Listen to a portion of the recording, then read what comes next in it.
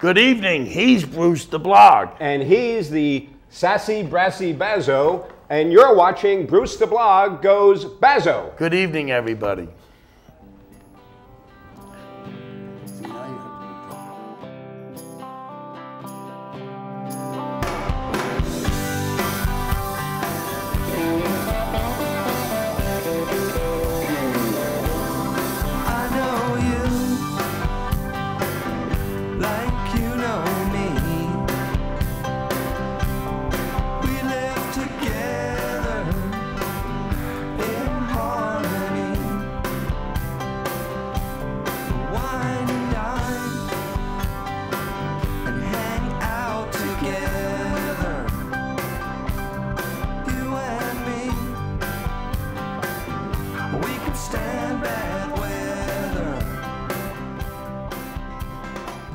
Hi, everybody. Thanks for watching this week's edition of Bruce the Blog Goes Bazzo, and it's brought to you by Penny Saver. As I like to say, there's never been a better time to be a penny saver.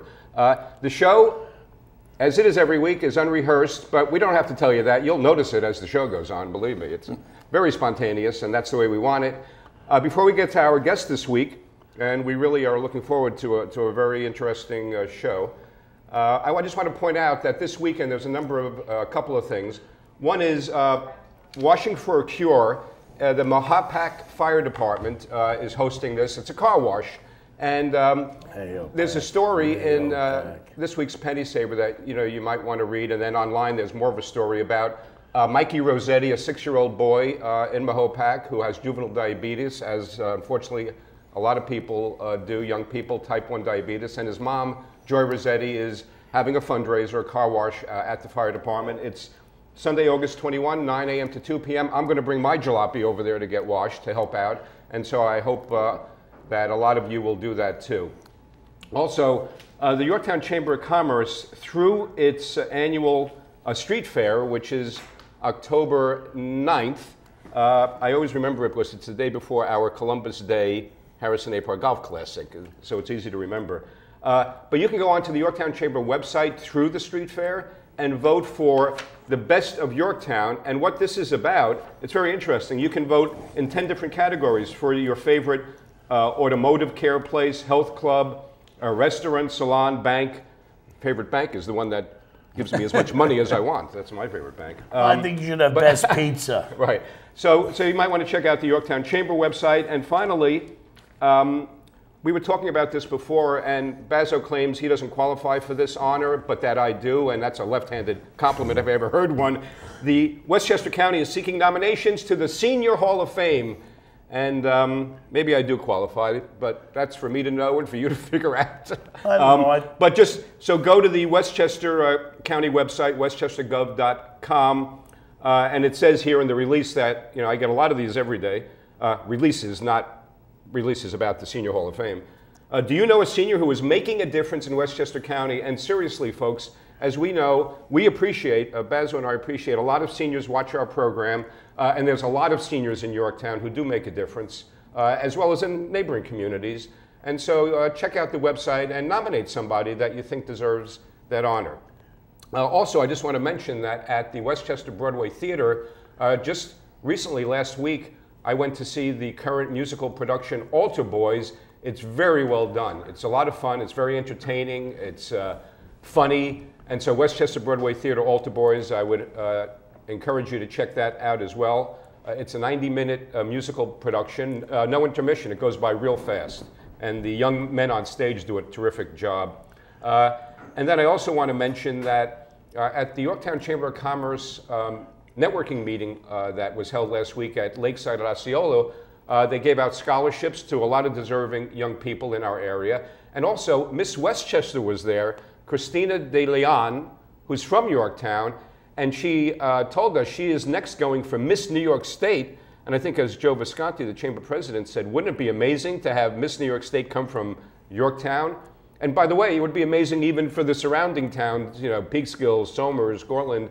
Yorktown is right in the middle of everything around here, and we're neighboring communities. So follow Christina De Leon. She has a Facebook page, and give her your support because She's a lovely young woman. Yeah, charming, absolutely, absolutely charming woman. Yeah, wasn't she? Absolutely. She's a lovely young woman, very poised, and she deserves to be Miss New York State. All I know is that she put everybody there in a New York state of mind. Okay, anyhow. And now, without further ado, we're going to get to our special guest this week. And salvo. Oh, I'm sorry. Without Bazzo, I'd be lost, I'll tell you. And as I said, the show is unrehearsed. The salute of the week. The salute of the week, I want to give this week to Skip Marini. Skip is the assistant golf pro at Mohansic Golf Course. Anybody who has used him as an instructor, as I have, because I need a lot of instruction, he's a great instructor. He's one of the coaches for the Yorktown High School varsity golf team. The kids on the team love him, deservedly so. Unfortunately, the previous coach of the team, Rich Levino, passed away this past year. And Skip, just last week, put together the first annual Coach Levino Memorial Tournament. And Skip does great things like that. He gives a lot back to the community. He works extremely well with children. He runs the YAC Golf program, which I happen to be assistant commissioner. My job is to listen to whatever the commissioner, David Gortstein, tells me to do. And that's a great program. You might want to go to the YAC website, and if your young daughter or son likes golf, you might want to sign up for that as well. So salute goes to Skip Marini, and now Bazzo has the salvo, as he always does. Our guest tonight made me change what my salvo was going to be. My salvo this week is on lawmakers who do bait and switch. You've had laws. You mean they're like fishermen? Oh. Well, actually, yeah, they're fishing for money. Oh, okay. They're fishing. And they pull us in hook, line, and sinker. Yes, they want us to pay scale, which is about a fin a night. But anyway, what happens is you have certain laws, seatbelt laws, cell phone laws, and now the texting laws, which were not primary offenses. A cop couldn't just pull you over for them. They were secondary. Now wait, seriously, when you say primary and secondary, is that a legal term? Well, you're just saying that. What essentially is when. And by the way. This is our guest, MikeGrace, and he's running for Yorktown supervisor on the Republican and conservative line. There'll be a primary on September 13th, which he's involved in both of them. And Mike will encourage everybody to get out there on September 13th, and because you got choices this year in both those parties, which is the Republican Vote and early and often. But not to give Michael's introduction short shrift, because we don't do that with any of our guests. Michael is a past town attorney for the town of Yorktown, and he has his own law firm in town, Grace & Grace, in a beautiful, historic, is a landmark building, Mike? No, it's not, but it's actually one of the last of those Victorian houses that used to rim the whole downtown area. Yeah, no, it's a great structure, right opposite, directly opposite Town Hall. Sometimes people mysteriously float from Town Hall into Michael's office to get his counsel. Can we go back to the salvo a second? Yeah. Because he was clarifying what I was saying about a primary. What it used to be, you'd have to do. A police officer could pull you over for a traffic offense, and this is your Fourth Amendment rights, as being stopped, and it's the intrusiveness on government, on your freedom of movement. And what happens is now they take these minor offenses, which would be what you call secondary. If I pulled you over for running a light, I could give you a ticket for a seatbelt. And now what's happening, that they can now pull you over if they think you're on your cell phone, because that gives them probable cause or an articulable suspicion to say you're doing something. And what happens is, I agree, it's becoming... What, like a nuisance, you mean? Well, it becomes intrusive, you know. In other words, you don't have to really commit a real go offense. ahead, now that we've done the salvo, but go ahead, tell us what happened in White Plains. You're just I was saying I hit the trifecta down in White Plains because I was actually ended up going towards a construction site, and I had a motorcycle cop, and I wanted him to pass me, and I guess I wasn't wearing my seatbelt, and I had my cell phone in my hand, and I had a bad habit of smoking, and I had a cigarette, so I said I hit the trifecta in White Plains. He pulled me over, and I'm thinking, here I am, what did I do? So these things, what they become is, instead of real infractions or what we would consider to be, things that would in real endangered. Yes, right. These become reasons to pull you over at the first. You're trying to make smoking in your car a reason to pull you over. In Rockland, I think they've succeeded in that. If you have a minor in the car, you can't smoke in your own car now. Well, Look, I think the level of government intrusion on all aspects of our lives, which segues us into why you're running for supervisor. And actually, I want to sort of set this up a little bit, because this is, I think, a good way to get into it and to give Michael something to chew on, so to speak. So, Michael, recently you posted on a community local website a letter that was just sort of summarized at the top of the posting. MikeGrace says, quote, "Fees charged to the town by the town's own outside consultants, experts, and attorneys are not legal." And then Susan Siegel, who is the incumbent supervisor, who is the nominee of the Republican Party for re-election. Not nominee, just endorsed by the committee. Well, isn't it accurate to say she is their nominee? No, the nominee comes out of the primary. Right, whoever the party nominee. Okay, so she's the endorsed candidate of the Republican Town Committee. Right. Powers that be. Yeah. Right, and she's the incumbent supervisor. Yeah, absolutely. So her, she responded, and she's saying in a post that she put up, as a lawyer, one would have expected MikeGrace to check his facts before commenting on a situation that he is so obviously unfamiliar with. And then she lists a number of facts. I'm only going to read the first one. The escrow law is legal. It is constitutional. Prior to adopting it, the town board consulted with experienced land use attorneys. What say you? Well, look, I don't think you have to be a lawyer to understand the dilemma that is created by the escrow fees. First of all, I posted another response to her. I cited her the case law. There's a New York State Court of Appeals case, which is the highest court in the state of New York, back in 1976, that actually struck down this very type of fee scheme as illegal. Just one pause here, because Bruce always says, don't assume people know what you know. Yeah. You hear the term Supreme Court, and people would automatically think that's the highest court in New York. Would you just give a quick thing? So people would understand when they read in the paper, when you read a Supreme Court ruling from the state of New York, that's not the final say. Right. When we think of the federal system, we think of the Supreme Court. The Supreme Court's the highest court in the land, and it's in the federal system. And state courts states have their separate courts and their separate laws. So the New York State, it starts off, Supreme Court is actually the lowest level court. And then the next court above that is the appellate division. And then the next court above that is the Court of Appeals of the state of New York. Right. So that's the highest court. When the Court of Appeals of the state of New York gives a ruling, that's the law for the whole state of New York. Okay, now go back to what you were citing. So in 1976, there was a similar type of ordinance in, I think it was Roslyn Heights or something. I can't remember the name. Oh, Roslyn Long Island. Roslyn Heights is on Long Island. Yeah. And it basically was the same thing, an open-ended escrow account. An escrow account, actually, it's funny, somebody mentioned, you got to explain an escrow account. Yes, absolutely. Because an escrow account is essentially that I pay money into an account, and then the town sits there, and now it hires its own experts, and they draw on that money. I guess if there's anything left over at the end of the day, it goes back to the applicant. But what happens here is that the town starts off with the supposition that they're suspect of your application. And the applicant using the escrow account is paying for the person that's going to beat him over the head with the stick. Right. It's if you know, if you hire me, you're the town, you hire me as your lawyer, and he comes in for an application, and you say, look, Michael, I want you to check his application. Look under the cover. I want you to do this, and do that. I say, fine. You know what? My bill is at the town level is $240 an hour. And, you know, how much time I take is, you know, well, I think there's an issue over here with something. So I need to research that issue. Now I start running up the fee. You're not paying it. He's paying it.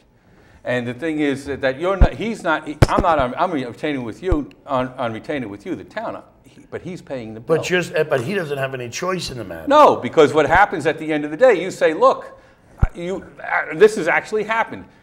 They say, your application's in the process, and we want to have a public hearing on your application. But you know what? Our attorney just handed us a bill for X amount of dollars. You can't go ahead until you replenish the escrow account and pay the attorney. So they hold up your application.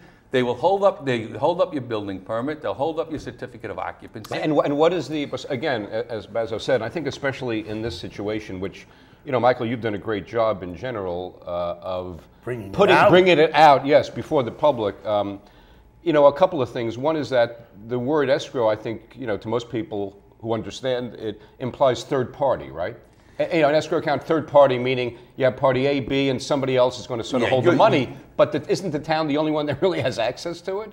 It's really their account. You know what? It's repugnant to. You see, I find, and you don't need to be a lawyer to understand this. I basically are going into.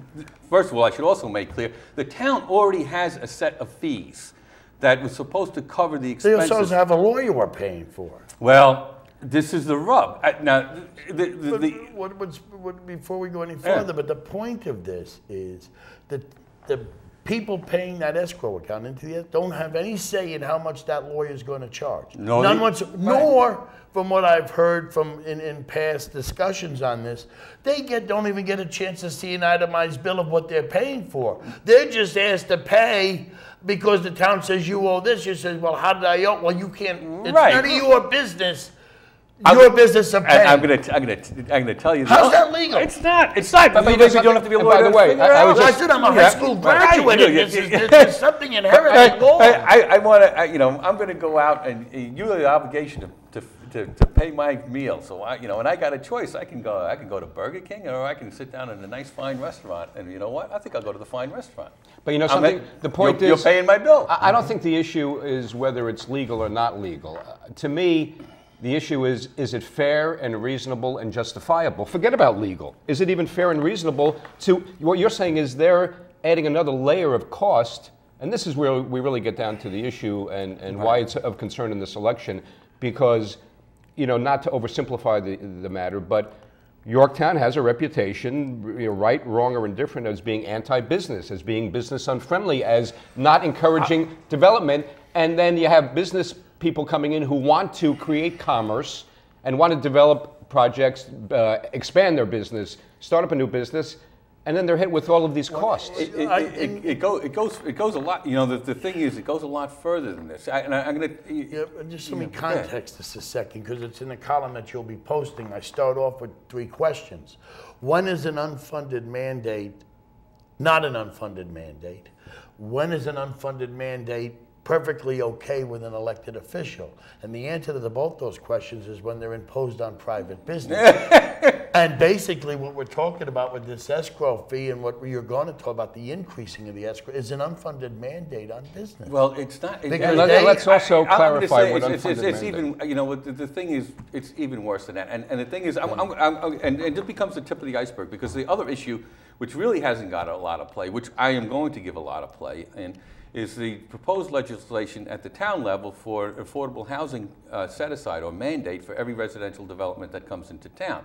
And what it becomes is they're drafting a law, and this is just typical of this town, and this is why you go to northern Westchester. I was in Peekskill last night at Reuben's, you know, the Mexican restaurant on Division. Good food. Oh, yeah. And you got the Quiet Man. Quiet Man just opened up. Right, and it's a beautiful, and they've done a beautiful job there. You got the Division Street Cafe. Right. You know, you go down there. They got a nice restaurant road there right on Absolutely. Division if we're starting at the gazebo. But it's alive. It's vibrant. There's something going on.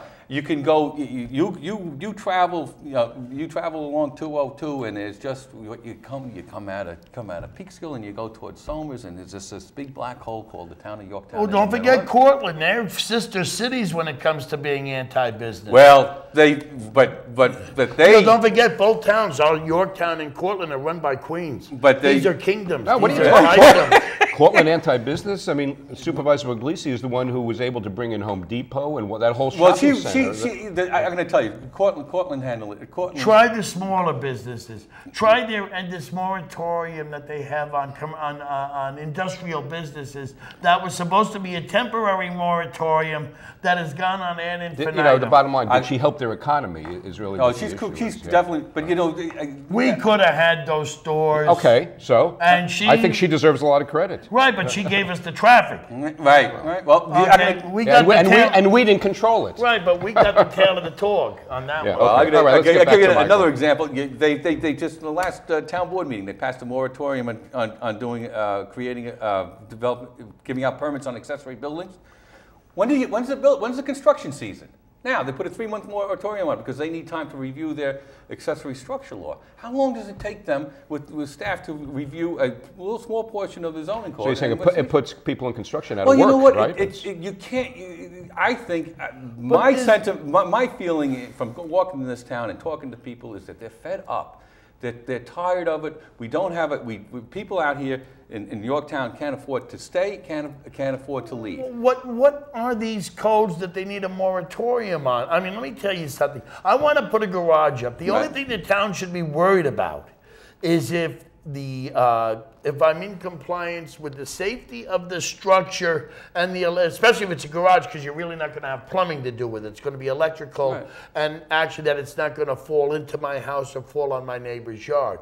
Other than that, why should it be complicated to put a garage on the side of my house? And if it's an accessory apartment, okay, then we bring the plumber in to make sure the plumbing ain't going to break. I'm gonna. Because Yorktown went a step further with telling you once you build that accessory apartment, they're going to tell you which part of that house you can live in. Right. But you'll appreciate this because it's more It's actually more fundamental. Again, I go to the issue that. You know, there was a congressman that wanted everybody. You're going to put anything out on bill, you got to state in the preamble what the constitutional underpinning of it. Right, that's the new Congress. Right. Yes. Now, I'm going to tell you, it's more fundamental than that. A moratorium suspends your right. Yes, it's an end run around to receive full value of your property. Right, and that is a serious. You suspend somebody's property rights. You have to do. You should only be doing that and only taking that as a last resort because you've got a pressing problem. What's the pressing problem with somebody wanting to put up a shed or a garage in the town of Yorktown? And half the stuff that they want to put up an above-ground pool or even a shed, I mean, those aluminum sheds, what business is it in the town? And isn't it, by the way, isn't it fair to say, to sort of relate this a little bit to the national stage of politics, that kind of government intrusion is what has given rise to the Tea Party? Well, I'm going to tell another really good example. I mean, if in this election, most people say, well, what does political philosophy have to do with the local? It does. Yeah. And I'm going to tell you why. The Affordable Housing Set-Aside Law is a perfect example. What they're doing is, there supposedly is an affordability problem. A lot of other solutions to it, other than what they're doing. But now the county wants to, the stuff rolls downhill. So the county wants the towns to adopt these ordinances. They signed that obscene deal. Right. Well, you know what? There's ways around it. I'm going to tell you how. I've always had one question with affordable housing. Peekskill has it, and they've done a lot of it because they have 24-hour, almost 24-hour trains now, because the last one comes in at 3. They have buses that run till midnight. They have 24-hour taxi service. You can afford to live in Peekskill in an affordable housing setting because they have mandatory senior prices for many things. But what good is putting somebody in Yorktown if they can't afford the groceries? Right. If they can't afford the taxes? I mean, are we going to subsidize their car? Or are we going to subsidize their cab? Because a cab ride is very expensive from Yorktown. What I'm saying is, affordable housing is good if they can afford to live in the area you're putting them. Right. Well, but Somers, Yorktown, this is what's obscene about this affordable housing settlement. It's putting people in areas they can't stay in once you put them there. We suffered from federal government's interference on the local scene when they had all these federal housing projects back in the 70s, which have really just, because what they did is they displaced a lot of people and put them in places where they couldn't be absorbed in the local. Yeah, but they couldn't be. There wasn't a local economy to absorb the people. Right. So you actually took them and you displaced them from where the jobs were and gave them long commutes to where the jobs are. But my point on affordable housing here is the scheme that they're using. The scheme that they're using is for any residential development that comes into town now, as a requirement to build residential development, you've got to do affordable housing set-aside. Now, affordable housing set-aside means that you've got to build a unit and sell it at a below market rate. So if you're the landowner, you're the builder, what you're doing is that you've got to give up tens of thousands or hundreds of thousands of dollars contribution towards affordable housing. Another unfunded It's mandate. a tax. It's a tax. So it's it's a an tax. unfunded mandate. More than a tax, it's an unfunded mandate. Okay, you know because- But something who's with- on whose back it is? It's But, and again, private well, business, and when only- it's all right. Okay. And only But on a with- couple of individuals. With the few minutes we have left, because you know, I told you how fast this show goes. It's Michael. I think the audience will want to hear. You know, why do you want to be supervisor of Yorktown? And if you could also include, you know, as you've gone around and you have campaigned with Tom DiChiara to some degree. Absolutely. It's no as you- secret that No. you guys are working Right, together. we're very like-minded. As you know, you're trying to win the Republican nomination for Right. supervisor. He's trying Right. to win one of the council seats, the Republican nomination. So what are you hearing from people? Well, what we hear is a very high level of frustration. And I think number one, I mean, one of the things I hear back, which I think is most distressing, is that people basically say that I can't afford to leave because their houses are either depressed, on a. It's not a seller's market. Right. And they can't. But the sad part about it is they say they can't afford to stay. And what they mean is the taxes. I had a deal come into my office on a 3-bedroom, 1.5 bath house on 4/10 of an acre, and talk about affordable housing. The sales price was $240, which is, you know, so there is housing out there available. that is affordable. You know, but you got to put sweat equity into it, and there's no problem with that because the other backside of the affordable housing issue is that you're going to have a board that's going to tell you whether how much improvements you can make on your house because they got to perpetuate the affordability. They just passed it, Right, but you have to have you have to make everything handicap accessible, whether you like it or not, in that affordable housing. But again, getting back to but so what I'm saying is the taxes on this 3-bedroom, 1.5 bath house was $14,000. And the thing is that this guy was going to go in there, redo it, and turn around and sell it. It was a starter house at 3 bedrooms, 1.5 baths. And my advice there is, who are you going to sell it to? Because if you sell it, to get out what you got into it, you're going to have to be close to $400,000. No, whoever buys that house can't afford the $14,000 a year in It taxes. seems tax is like weather everybody complains about, but you can't do anything about it. Not talking about the people that are running. Right. And the same thing, amazingly this year, everybody is the business-friendly candidate, no matter what their record Well, is. you know, but you know what? Now let me ask you, what are you going to do about it? I'll tell you, you know, we're suffering from a conscientious, and forethought, with forethought, to not develop the commercial tax base in the town of York. Our Jefferson Valley Mall wanted to redevelop and expand. No. You know what? Trump wanted to come in with the golf course. What would be better than a national Private golf course, not county subsidized. Right, and would be a nationally ranked golf course 5 minutes from the center of town. No. Right. We've got vacant lots and areas that can be developed within, not going out to pristine land, within the Heights area. You know why we can't do it? Because we don't have any capacity in our sewer plant to put in a new tap.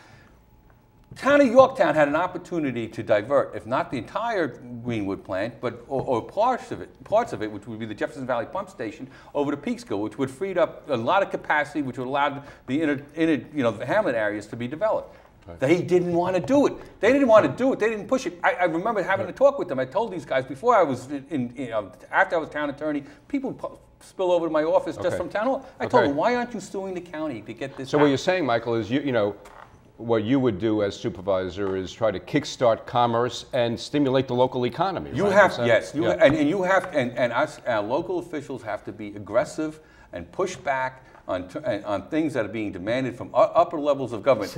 They're getting blackmailed, essentially, by the county to adopt affordable housing law. Right. Why is the pushback? Right now, we're seeing different governments on different levels codify spending by law. So that's the minimum amount. I'm saying, when do we lower the cost so the taxes can go down? The things that you have to look in terms of this anti-discrimination league lawsuit against the county, where they got to build 750 units. You know what the argument should be to HUD at this point? Is look what the market has done. There is affordability all over the place. The affordability isn't in the purchase price. The affordability is in maintaining a piece of Right. property with the If taxes. you can't afford to live there, how can you put them in that house? What you do Okay, is okay, we're going to have to wrap it up. you Yeah, know. yeah. Okay. Now, listen, Michael, this has been great. Thank you very much for being here. Yes, Yeah, yeah. you were good, Right. excellent. Yeah. And Good luck to you. as you like to say at the end of the show, This was my opinion. You may beg to differ. and when Bruce the Blog listens, people talk. Thanks for watching, everyone. Good evening, everybody.